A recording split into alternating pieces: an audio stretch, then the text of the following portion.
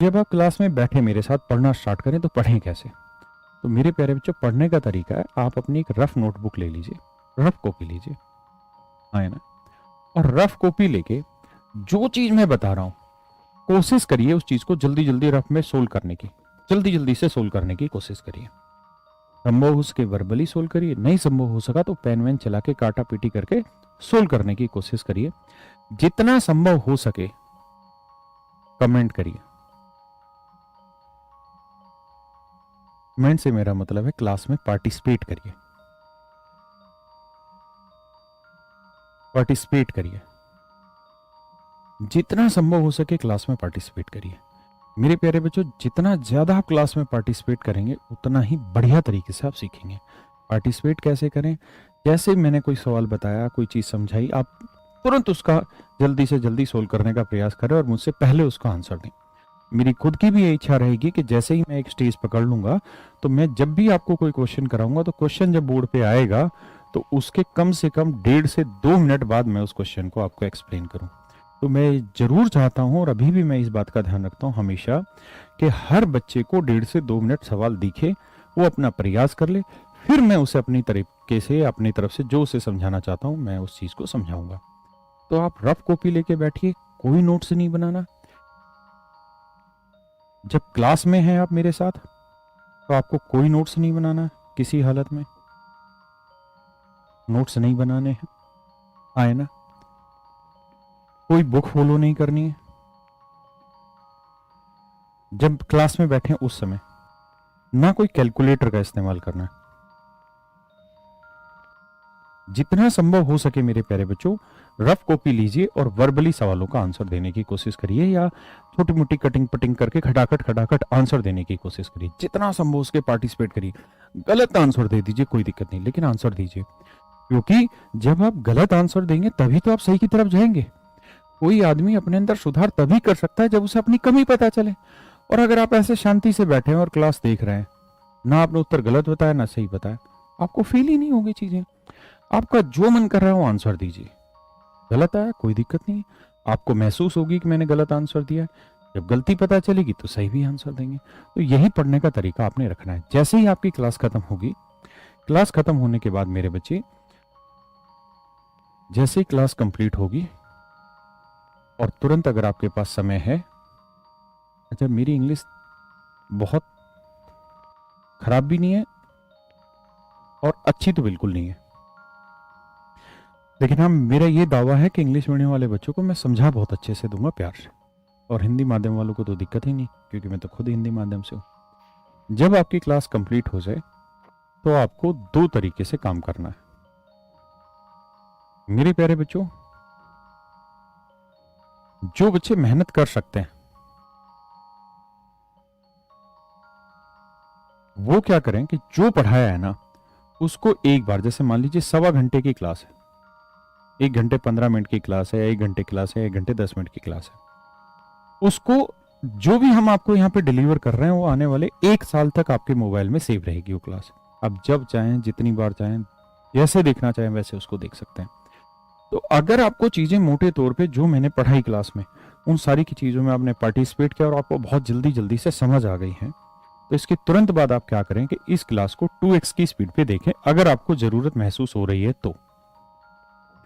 जिस जगह आप फंस रहे हैं उस जगह आराम से उस चीज को देखें और सोचे कि टीचर ने ऐसा बताया था, मुझे क्यों नहीं समझ आया। उन चीजों पे ध्यान देना, है ना? यानी 1-1.25 घंटे की क्लास है तो हम कोशिश करेंगे कि 15 से 20 मिनट, 25 मिनट में इस पूरी क्लास को खत्म कर लें, जल्दी जल्दी फास्ट फॉरवर्ड करके, है ना? जो जो पॉइंट आपको समझना है वो समझ लें। इसके बाद आप अपने नोट्स तैयार करें। बहुत अच्छी हैबिट है, नोट्स को इतना सुंदर भी ना लिख डालें कि उससे इतना प्यार हो जाए कि उसे आप छोड़ ही ना पाए और उसी में 2-3 घंटे आप रोज खराब कर दें। नहीं, नोट्स का मतलब है कि आप ऐसी साफ सुथरी सी लिखाई में लिख लें कि जब 2-3 महीने बाद दोबारा से उस चीज को जब आप रिवाइज करने जाएं तो वो चीजें एटलीस्ट आपको पढ़ाई में आ जाए कि मैंने क्या लिखा था। बस इतना ही, बहुत ज्यादा समय मत खराब करिएगा। नोट्स बहुत जरूरी है, आपको तैयार कर लेने चाहिए। नोट्स तैयार कर लिए। देखिए, ऐसा नहीं है कि कोई चैप्टर है, मान लीजिए प्रॉफिट एंड लॉस, तो ऐसा मैं नहीं कह रहा हूं कि प्रॉफिट एंड लॉस एक क्लास में खत्म हो जाएगा, नहीं होगा मेरे बच्चे। तो ऐसा नहीं हो सकता कि एक क्लास के तुरंत बाद आप कहें जी हमें तो प्रैक्टिस करनी है किताब से। आप नहीं कर पाएंगे यार प्रैक्टिस। प्रैक्टिस करने के लिए तो आपको टाइम बिताना पड़ेगा। कितना टाइम बिताना पड़ेगा? हो सकता है 15 क्लास में वो टॉपिक खत्म हो सकता है 5 क्लास में कोई टॉपिक खत्म हो सकता है 50 क्लास में कोई चीज खत्म हो। तो जब वो पूरा टॉपिक कंप्लीट हो जाएगा, जब वो पूरा टॉपिक कंप्लीट हो जाएगा, तब आपको बुक उठानी है। बुक मैं आपको आज भी सजेस्ट कर दे रहा हूं, अदरवाइज मैं चैप्टर कंप्लीट होगा तब आपको अपने आप सजेस्ट करूंगा। बुक मेरे बच्चे 3 हैं। एक मेरी एडवांस मैथ की बुक है बाय राकेश यादव। एक मेरे बच्चों मेरी अरिथमेटिक की बुक है।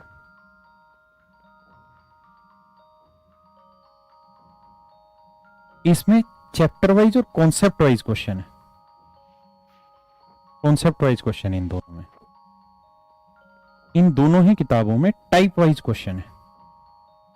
टाइप वाइज चीजों को बांटा हुआ है, यानी एक टाइप के ऊपर बहुत सारे क्वेश्चन है। एक एक कॉन्सेप्ट को हमने एक नया चैप्टर बना के फिर प्रैक्टिस के लिए आपको दे रखा है।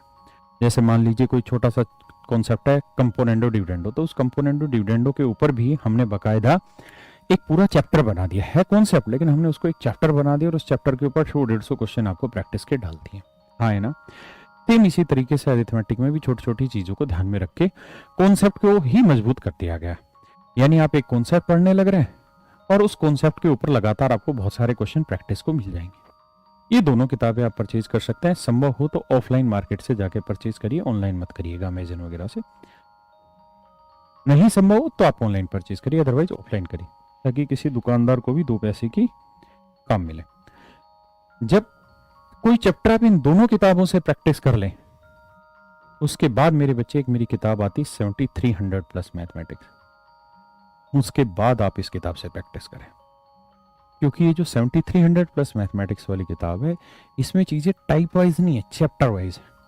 यानी जैसे नंबर सिस्टम है तो पूरे नंबर सिस्टम में जितने भी चैप्टर हैं, जितने कॉन्सेप्ट है, सारे कॉन्सेप्ट के क्वेश्चन मिक्स है और सारे के सारे प्रीवियस ईयर के क्वेश्चन है। जो अभी पेपर हुआ है मींस 2022 वाला, जिसकी आंसर की अभी आई है कुछ दिन पहले ही, उसके भी मैंने क्वेश्चन इसमें डाल दिए बुक में। तो उसका फायदा होगा मिक्स क्वेश्चन करने का, क्योंकि एग्जाम में तो मिक्स क्वेश्चन आएंगे, टाइप वाइज तो बन के आना नहीं है। तो पहले इस किताब से प्रैक्टिस करिए, अरिथमेटिक इससे करिए, देन इस पे जाइए। दूसरी बात, ये कतई जरूरी नहीं कि किताब परचेज करने से ही सिलेक्शन होगा, किताबों से पढ़ने से ही सिलेक्शन होगा, बिल्कुल नहीं। अगर सामर्थ्य उतना नहीं है, देखिए प्रैक्टिस करने से फायदा मिलता है, लेकिन अगर सामर्थ्य उतना नहीं है किताब परचेज करने का, बिल्कुल मत करिए। ये 100% जरूरी चीजों में से शामिल नहीं है। फिर क्या जरूरी है? जरूरी ये है कि जो आपको रोज पढ़ाया जा रहा है ना, उसको तैयार करिए, उस क्लास को तैयार करिए। जो रोज आपको क्लास दी जा रही है ना, उस क्लास को तैयार करिए। चाहे आप 2x की स्पीड पे करें या फास्ट फॉरवर्ड करें, उस क्लास को तैयार करिए। क्योंकि मेन नींव मजबूत जो चीज है वो क्लास ही। उस क्लास पे ढीले मत पड़ जाइएगा, उस क्लास को मजबूती से उठाइए। यानी पहले उस क्लास को तैयार करो, देन उसके बाद आगे के काम को बढ़ो। मेन है ये, रोज की क्लास को रोज खत्म करो। ये नियम बना लो मेरे बच्चे कि रोज की क्लास रोज खत्म करो। मैंने आज तक अपने जीवन में ऐसा कोई स्टूडेंट नहीं देखा जिसने रोज का काम रोज किया हो और उसका सिलेक्शन ना हुआ। रोज का काम रोज, जिसने डेली का काम डेली कर दिया, उसका सिलेक्शन कोई माइकल लाल नहीं रोक सकता मेरे प्यारे बच्चों। हाँ है ना। डेली का काम डेली करो, सबसे पहला नियम। दूसरी चीज, दूसरा नियम ये रख लो जीवन में कि टीचर ने जो पढ़ाया अगर वो 100% समझ नहीं आया तो बैकअप मत करो उसे। बैकअप मतलब पीछे मत जाओ, ठहराओ लो जी में, कोई दिक्कत नहीं, घबराना नहीं है। मान लीजिए मैंने कोई चीज पढ़ाई और आपको आई 20% समझ, कोई दिक्कत नहीं सर, दोबारा से उस वीडियो को देखिए, दोबारा से उस क्लास को रिवाइज करिए, रिवाइज करिए उस क्लास को, और कोशिश करिए इस 20 से 22% करने पे, 25% करने पे, 30% करने की तरफ बढ़िए। यानी जो सीखा उसमें कुछ बढ़ोतरी हो, और शांत होकर बैठ जाइए, घबराना नहीं। अब अगली क्लास पे आ जाइए। धीरे धीरे क्या होगा कि सारी चीजें पुश होंगी। एक वक्त के बाद आपकी समझ इतनी अच्छी तैयार होगी कि जो 30% था वो अपने आप ऑटोमेटिक कब 100% हो गया आपको पता भी नहीं चलेगा। लेकिन मेहनत रोज की रोज जारी रहना चाहिए। जो ये सिलेक्शन है ना, ये जो सिलेक्शन है,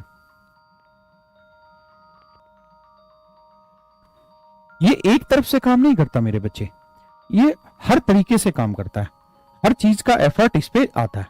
जैसे अगर मान लीजिए कोई मोटा आदमी है, कोई मोटा आदमी है और मेरे प्यारे बच्चों वो रनिंग करना स्टार्ट करता है और वो चाहता है कि मैं बहुत अच्छा धावक हो जाऊं, बहुत अच्छा धावक हो जाऊं, बहुत अच्छा धावक हो जाऊं।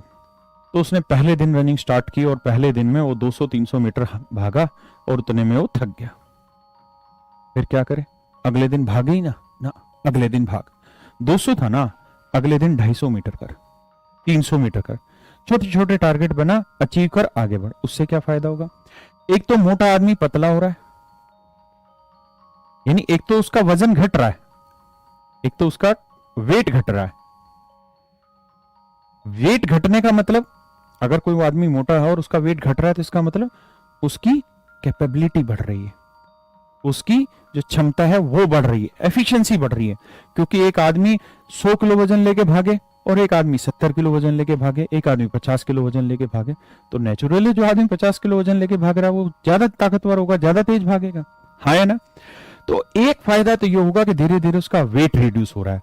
वेट रिड्यूस होने का मतलब है उसकी एफिशिएंसी बढ़ती जा रही है, एफिशिएंसी बढ़ती जा रही है। वेट रिड्यूस हुआ, एफिशिएंसी बढ़ी। दूसरी चीज, जब वो रोज अपनी स्पीड को बढ़ा रहा है, धीरे धीरे ज्यादा भागता जा रहा है, उससे क्या हुआ? क्वालिटी इंक्रीज हो रही है, क्वालिटी स्किल इंप्रूव हो रहा है, यानी जो उसके भागने में जो जो स्किल चाहिए होते हैं धीरे धीरे वो इंप्रूव हो रहा है। और एक सर्टेन टाइम के बाद देखोगे ये मोटा आदमी बहुत जबरदस्त भागने लग गया। क्यों? क्योंकि इसका जो वेट था वो रिड्यूस हो गया, भागने की जो क्षमता थी वो बढ़ गई। तो वेट रिड्यूस हुआ, उसने भी स्पीड बढ़ाई, भागने की क्षमता बढ़ी, उसने भी स्पीड बढ़ाई।